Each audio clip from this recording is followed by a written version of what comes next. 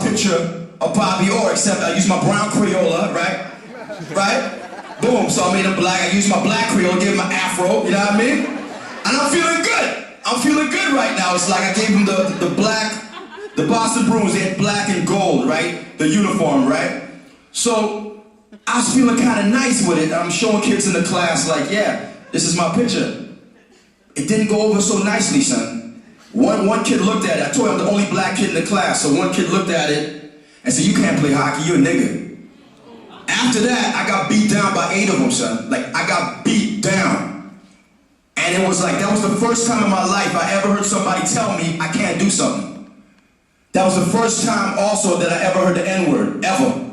But what I learned the most, thing that I learned the most is people put expectations on you, right? And a lot of times it's what they're taught. So the kids who beat me down, that's one thing. I mean, I'll never forget that because every time I think of skating, I tried ice skating like twice in my life, and I said, nah, I was on my ankles, and I'm like, nah, it's a wrap, you know? But if it was meant for me to be the next Jerome McGinley or whatever, I would have done that. But the point I'm trying to make is that's something I'll never forget. Somebody told me I can't do something, and expectation is very important. So what my man Yusuf says over here, right? Boom. He wants to be a comic, right? So you know Kenny Robinson, right? So you know the trials and tribulations that he's been through. You see what I'm saying, right? You know coming out of Canada, right? There's certain obstacles we're gonna have to get through. You see what I'm saying? But you planned it out. But his expectations of himself is to make that money to do his thing as a comic. My man Josh over here did not waste time. He saw the Maestro Fresh West in the building, and he came and he dropped off his demo and say right there, you know what I mean? Big. That's big. His expectations of himself is going to be beyond just the parameters. He said it. Jamaica, am I pronouncing it right? Janika? Yeah, N. With an N. Janika said she wants to be the first person out of her family for post-secondary education, right? Well, university is post-secondary education, right?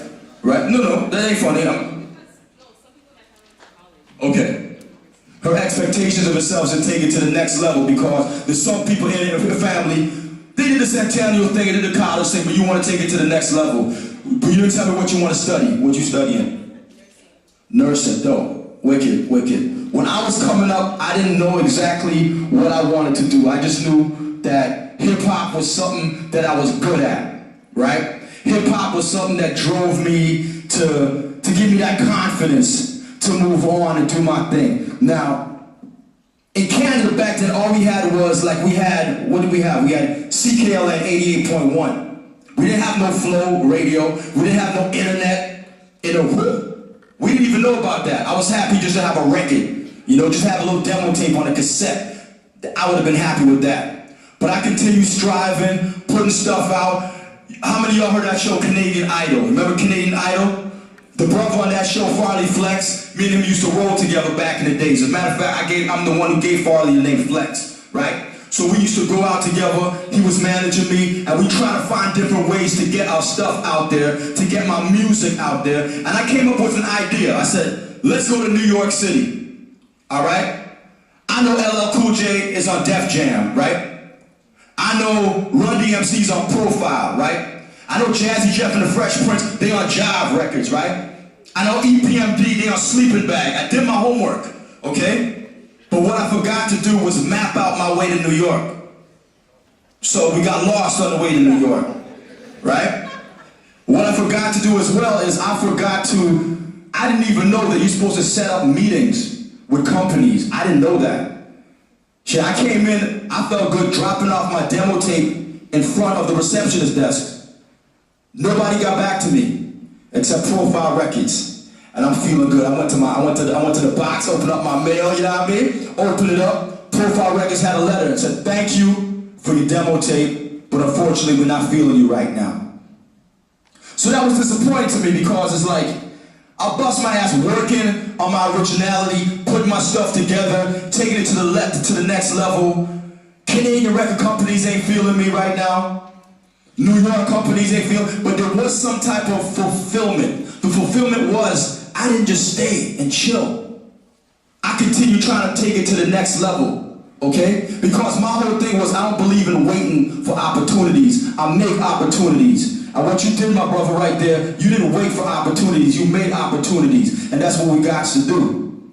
So there was a TV show called Electric Circus.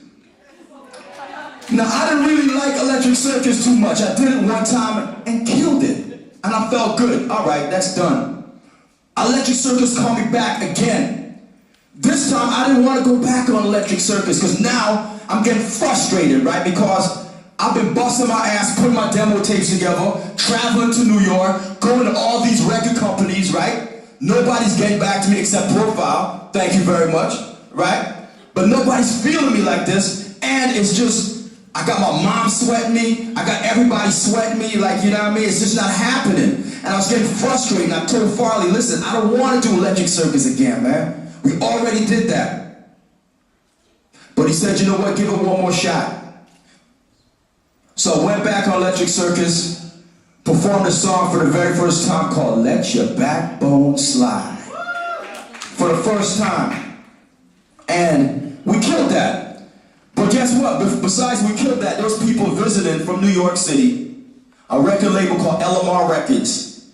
And they saw us perform it, loved what we did. And at the end of the day, to make a long story short, we got a record deal.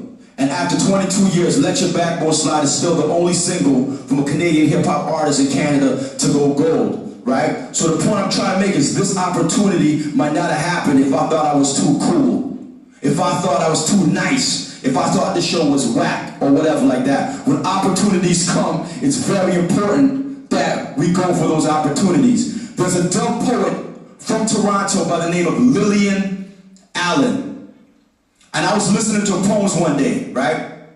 And I want y'all to write this down. Lillian said something that was very profound to me, right? She said, voice defies death. And I thought about that. Voice defies death. What does that mean? That means if voice defies death, that means my words are bringing life. Understand what I'm saying? It's very important. That's why I asked y'all to write down stuff. Write it down. When I ask you to tell me what you're doing, it's not just for me. It's for you to say that out there like that. Because a lot of times when you suppress all that information and suppress all that energy, it don't come to life. Because voice defies death. You got to let that out. When I said to myself, I'm going to make it as an MC, nobody was going to stop me. I made my thing happen. You get what I'm saying? Because I said it to myself. I wrote it down. I believed in that. My expectation of myself was to exceed what everybody else thought of me. My expectation was to take it to the next level. Right? Now,